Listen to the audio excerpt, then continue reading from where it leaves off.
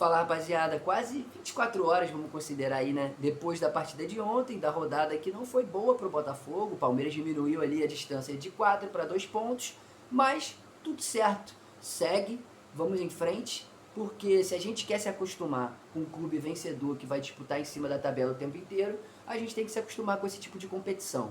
A gente tem que exigir dos jogadores cabeça, mental, psicológico e postura vencedora dentro de campo e fora dele, mas a gente como torcida também tem que aprender a lidar com esse tipo de situação, porque vai ocorrer com frequência, felizmente, a partir de agora. Todo ano a tendência é que a gente esteja brigando ali por um, dois ou até mais títulos ao longo do ano.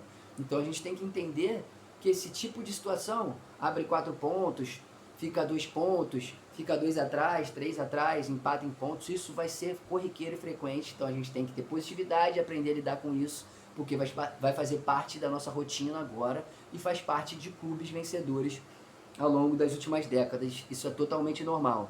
Então, positividade, vamos seguir. O Botafogo não tem nada a ver com aquele time de 2023. O clube, o time, nós torcedores estamos criando casca. E a torcida, como eu disse, também tem que aprender a evoluir nessa parte mental e não cair nessas narrativas que grande parte da imprensa coloca sobre o Botafogo tá pipocando ou repetindo o que se repetiu em 2023, que isso de fato não é o que está acontecendo. Nas últimas 16 rodadas, o Palmeiras conseguiu diminuir apenas 2 pontos de diferença. Então, essa é a retrospectiva que a gente tem que pegar. O Botafogo tomou 3 gols desde o jogo contra o Flamengo. A gente tomou um gol do Flamengo, um gol do Corinthians e um gol do Criciúma, sendo que nessas 3 partidas que a gente tomou gol, a gente venceu de 4-1 o Flamengo, de 2-1 o Corinthians e empatou com o Criciúma no Maracanã. Postura do Atlético Mineiro ontem para mim ridícula, se preocupando em criar narrativas para que trouxesse a torcida para o jogo e tal, né? Não quis jogar o jogo inteiro. Um clube grande como o Atlético Mineiro, mesmo desfalcado, e aí também o Botafogo tinha desfalques importantes, como o Savarino, que para mim talvez seja o principal jogador dessa campanha no todo. E o Atlético ficou lá, recuado o tempo inteiro, o Botafogo partiu para cima. Logicamente, não foi um dos seus melhores jogos, mas dominou as ações do jogo todo, cercou, teve possibilidade de marcar o gol. O Luiz Henrique demonstrou ali que no 1-1 o lateral esquerdo dele passou para nada. Em 2 lances ele tirou o cara do jogo.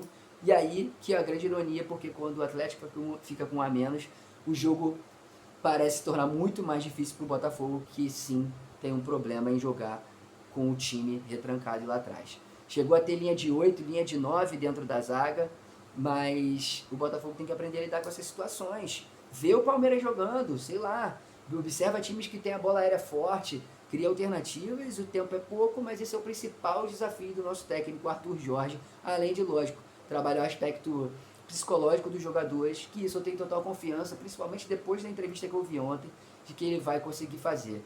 O Botafogo está muito mais preparado nesse sentido, tem jogadores muito mais experientes agora, e o técnico na entrevista foi muito assertivo. A gente pode discordar com as questões de campo, opções de jogadores, entradas e tal, mas na questão de comando de grupo, comando da equipe e do aspecto psicológico, muito forte o Arthur Jorge, e eu creio que ele vai conseguir dar um sacode no time aí, que é líder do Campeonato Brasileiro.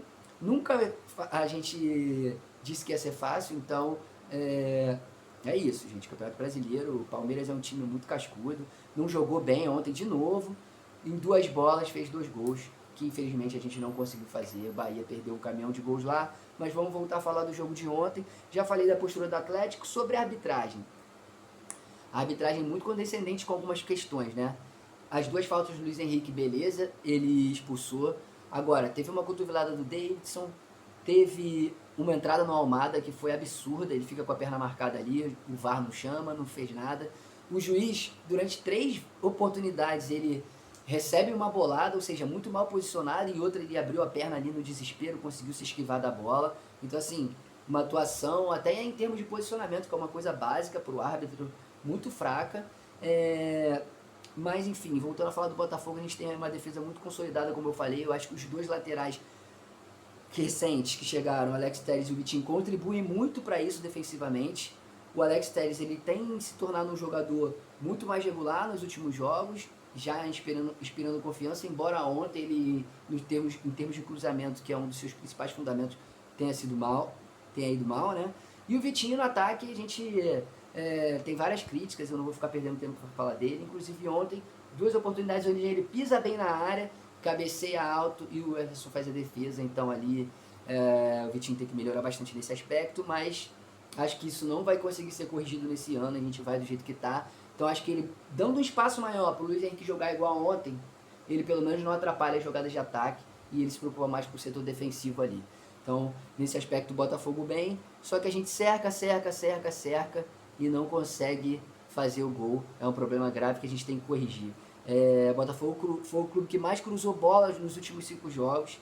E aí eu queria falar de uma questão do Tiquinho Soares, que eu sempre falo, e do Eduardo. O Eduardo não conseguiu desempenhar um bom futebol. O Tiquinho ontem novamente brigou bem, sofreu 2 faltas ali, tirou bolas na defesa, mas realmente não está conseguindo jogar. Só que tem uma questão que eu quero colocar aqui no debate com vocês, que ele não recebe nenhuma bola boa para fazer uma conclusão.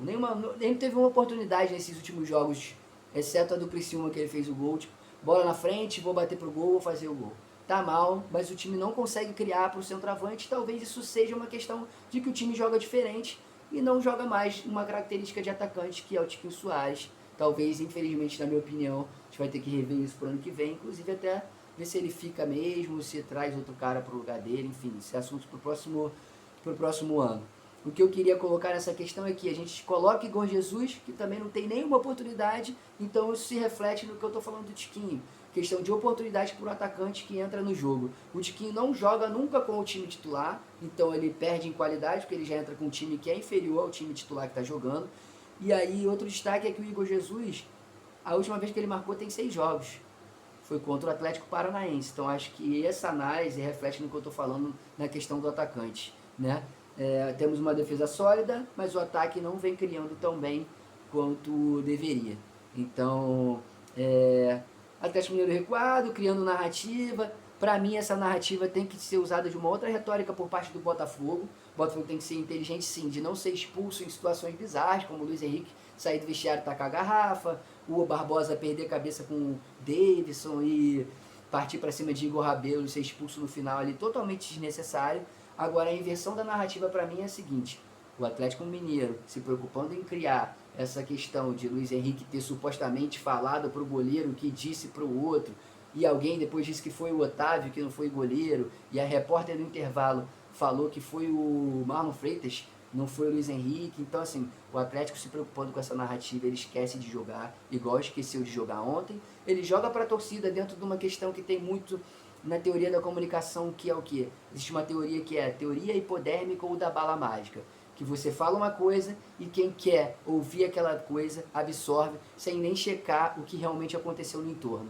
Não checa as informações, não apura e absorve aquilo da maneira que o propositor da ideia quis jogar, sabendo que a pessoa ia ouvir e absorver daquela maneira. Então, eles jogaram para o torcedor do Atlético, mas eles não vencem aí há 7, 8 jogos, desempenhando mal o futebol, e demonstraram para mim naquela situação medo do que o Botafogo pode se impor, do que o Botafogo pode propor, do que o Botafogo pode executar frente a eles na final da Libertadores. O Botafogo tem aí 4 jogos para ser campeão. Vamos em frente, vamos acreditar. Quem quer ser campeão tem que se adaptar a esse tipo de questão. E o Atlético que volte a jogar, porque senão a gente tem grande chance de ser campeão lá no dia 30. Um abraço, 2 batalhas aí, Vitória e Palmeiras. Esse é o Botafogo Literário. Eu sou Daniel Góes. Compartilhe se você gostou do vídeo. Me ajuda a crescer um pouquinho com o canal. Um abraço e até mais.